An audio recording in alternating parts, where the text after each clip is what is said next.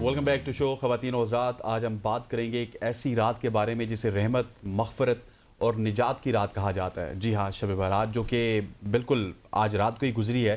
یہ وہ بابرکت رات ہے جس میں اللہ تعالیٰ اپنے بندوں کے لیے رحمت کے دروازے کھول دیتا ہے، بخشش کی بشارت دیتا ہے اور سال بھر کے فیصلے صادر فرماتا ہے. اس رات کی فضیلت کو نبی اکرم صلی اللہ علیہ وسلم نے نہایت خوبصورت انداز میں بیان فرمایا ہے. اور نبی اکرم صلی اللہ علیہ وسلم نے فرمایا شب بارات کے فضائل، عبادات اور اس رات کی حقیقت کو سمجھنے کے لیے آج ہمارے ساتھ موجود ہیں مفتی عالم الدین اور علامہ جہانگیر شاہ سعیدی صاحب، جو کہ ہمیں بتائیں گے کہ نبی علیہ الصلوۃ والسلام نے اس رات کے حوالے سے کیا کچھ کہا ہے اور کن برکات اور جو فیوز و برکات اس رات میں وہ کتنی زیادہ موجود ہیں. بالکل. علامہ صاحب ہمارے ساتھ اسٹوڈیو موجود ہیں. علامہ صاحب بہت شکریہ آپ کے وقت کے لیے. سب سے پہلے تو آج جمعہ ہے اور آج شب برات کا دن بھی ہے، لوگوں کا روزہ بھی ہے، عبادات بھی کی گئی. یہ بتائے گا اہمیت، فضیلت قرآن و حدیث کی روشنی میں کیا ہے؟ بسم اللہ الرحمن الرحیم. بہت شکریہ آپ کا.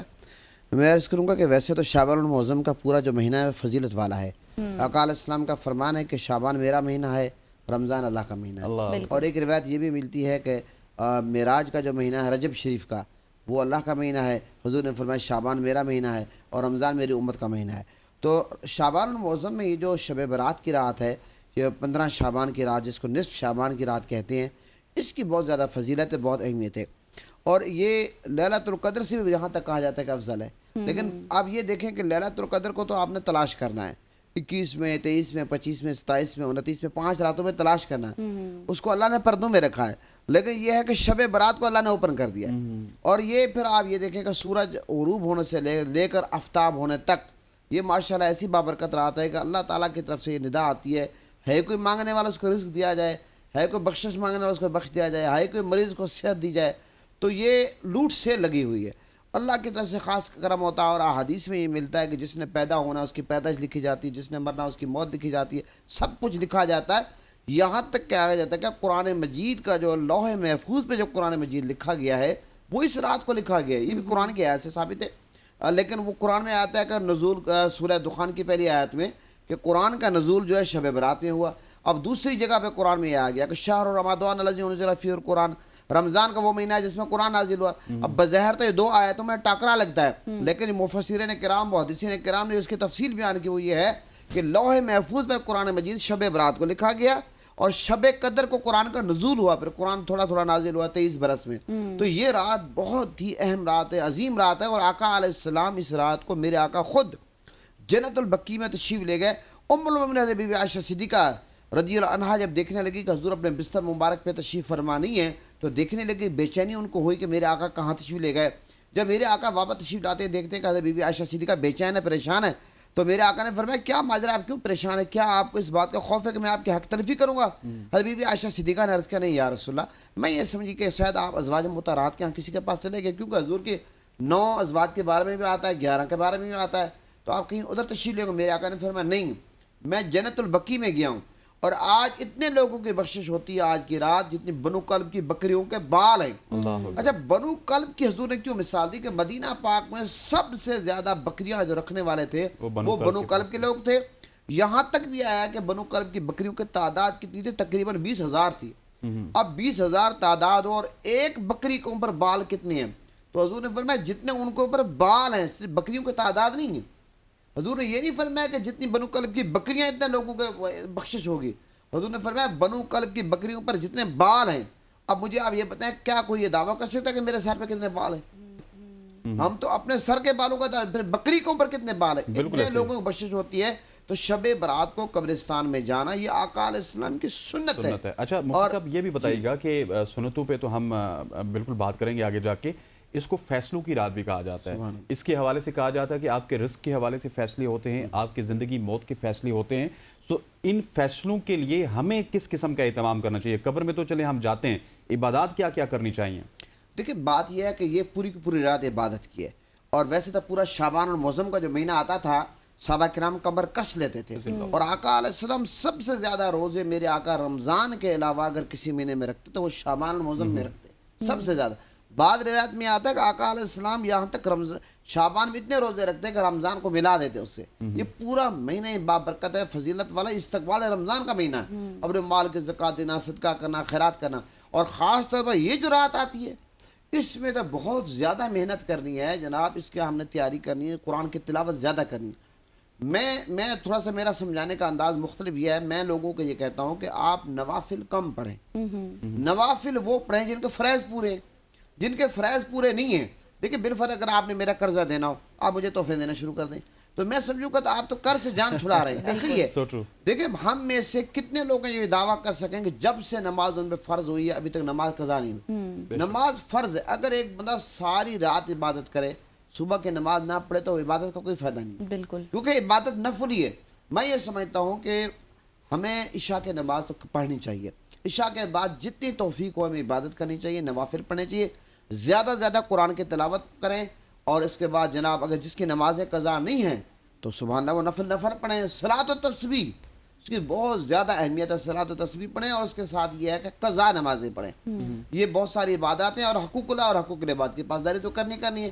یہ تو واضح طور پہ موجود ہے کہ جن لوگ ایسے لوگ نہیں ہم بدبخت سمجھیں کہ بد نصیب سمجھیں جن کی بخشش اس رات کو بھی، اللہ کی رحمت پورے جوبن پہ ہے، بالکل، لیکن وہ اس رات کو بھی محروم ہوتے ہیں۔ وہ کون لوگ ہیں آپ کو پتہ ہے؟ ایک مشرک ہے جو اللہ، اب یہاں اس بات کی وضاحت کرنا بہت ضروری ہے، کیونکہ ہمارے ہاں تو شرک اتنا سستا ہو گیا کہ اتنا نمک ہی سستا نہیں ہے۔ بالکل، ہر ایرا غیرہ نتو خیرہ فتویٰ لگا دیتا لوگوں پہ یہ تو مشرک ہے۔ ہر بندہ مشرک نہیں ہے۔ حضور نبی کریم صلی اللہ علیہ وسلم میرے آقا شہداء احد کے مزارات پہ تشریف لے گئے مدینہ پاک میں، آقا علیہ السلام نے وہیں پہ خطاب فرمایا، بخاری جلد اول کی حدیث ہے، آقا علیہ السلام نے فرمایا اللہ کی قسم مجھے اس بات کا خوف نہیں کہ میری امت شرک کرے، مجھے اس بات کا خوف ہے میری امت دنیا میں مبتلا ہو جائے گی۔ اب جو مسلمان ہے، جو مومن ہے، جو حضور کا کلمہ پڑھتا ہے وہ مشرک نہیں ہو سکتا، کیونکہ ہم سب کے عقیدہ اللہ وحدہ لا شریک، اللہ کا کوئی شریک نہیں، ہم کسی غیر اللہ کی عبادت نہیں کرتے۔ ہم تو دیکھیں، ہم جو بندہ اولیاء کرام مزارات پہ بزرگوں کو جاتا ہے، جا کے ان کو وسیلے سے دعا کرتا ہے، اگر کوئی کہے جناب یہ مشرک ہے، یہ تو غلط بات ہے۔ بالکل بھائی جب ہم نبی پاک کے روزے پہ جا کر مدینہ منورہ میں ہم حضور کی عبادت نہیں کرتے، پھر اور کسی پیر فقیر کی عبادت کیسے کریں گے؟ تو پتہ چلا عبادت ہم اللہ کی کرتے ہیں۔ تو شرک کیا ہے؟ جس طرح اللہ کی عبادت کی جائے اس طرح کسی کی عبادت کی جائے، تو ہم کسی کی عبادت کوئی کسی نہیں کرتا، لہٰذا جو نبی کا کلمہ پڑھتا ہے وہ مشرک نہیں ہو سکتا۔ بالکل ایسے تو مشرک کی جو ہے بخشش اس رات کو نہیں ہوتی، اور اس کے علاوہ جو کینہ رکھتا ہے، بغض رکھتا ہے، یہ تو آپ کو پتہ ہے آج کل بہت زیادہ ہے، بہت زیادہ ہو گیا۔ اور رشتہ داروں میں، خاندانوں میں، دوستوں میں، دفاتر میں، جہاں جس شعبے میں آپ جائیں، اچھا علامہ صاحب یہ حسد بتائیں، بغض بہت زیادہ ہے۔ بغض کا بالکل، معاملہ جو ہے دل کو صاف کرنا ہے، اور آپ کو پتہ ہے ایمان نور ہے، ایسے اور ہی۔ آپ کو پتہ ہے کہ ایمان جو دودھ والا برتن ہوتا ہے، آپ ایک خاتون، آپ کو پتہ ہے کہ باقی برتنوں کے نسبت دودھ والے برتن کو زیادہ دھویا جاتا ہے، کیوں؟ دودھ پھٹ جانے کا خطرہ ہوتا ہے۔ Exactly۔ ایمان نور ہے، اگر یہاں پر ہم کینہ، بغض، حسد، غلط چیزیں رکھیں گے تو ہمارے نور ایمان کو نقصان پہنچے گا۔ ایسا ہی ہے۔ علامہ صاحب بہت اچھی آپ نے گفتگو کی۔ یہ بتائیے گا کہ جس طرح سے ہم نے آج رات کے حوالے سے گفتگو کی، اس رات کے بہت سارے نام ہیں، شب مغفرت ہے، شب تقدیر و تقدیر کہا جاتا ہے اس میں، لیکن آج کا دن جن لوگوں نے روزہ رکھا ہے، آج کے دن کے کیا عملات ہو سکتے ہیں؟ آج کے دن کیا کیا کرنا چاہیے؟ دیکھیں میں عرض کروں گا کہ مولا علی حدیث کے راوی ہیں، آقا علیہ السلام کا فرمان ہے، مولا علی راوی ہے کہ رات کو قیام کرو، شب برات کو، دن کو روزہ رکھو۔ بالکل، اب جو بندہ یہاں پہ دن کو روزہ رکھتا ہے یقیناً تو روزے کے آداب کو تو روزے خاطر رکھنا ہے، لیکن وہ یہ ہے کہ تمام معاملات اپنی عبادت ذکر فکر میں پورا دن گزارے گا، پھر ایک افطاری ہوگی، تمام معاملات ہوں گے۔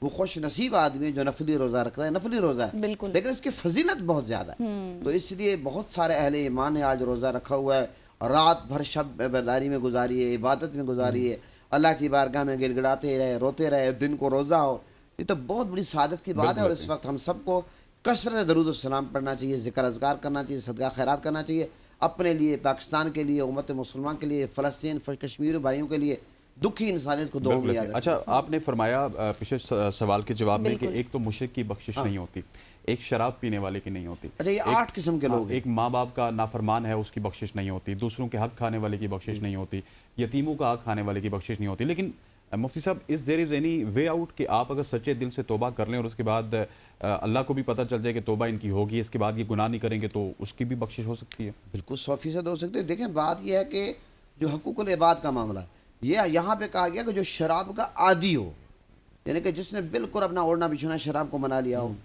اور جو بندہ شرک کرتا ہے یا بغض رکھتا ہے، اگر وہ سچے دل سے اللہ کی بارگاہ میں توبہ کر لے، توبہ کیا ہے؟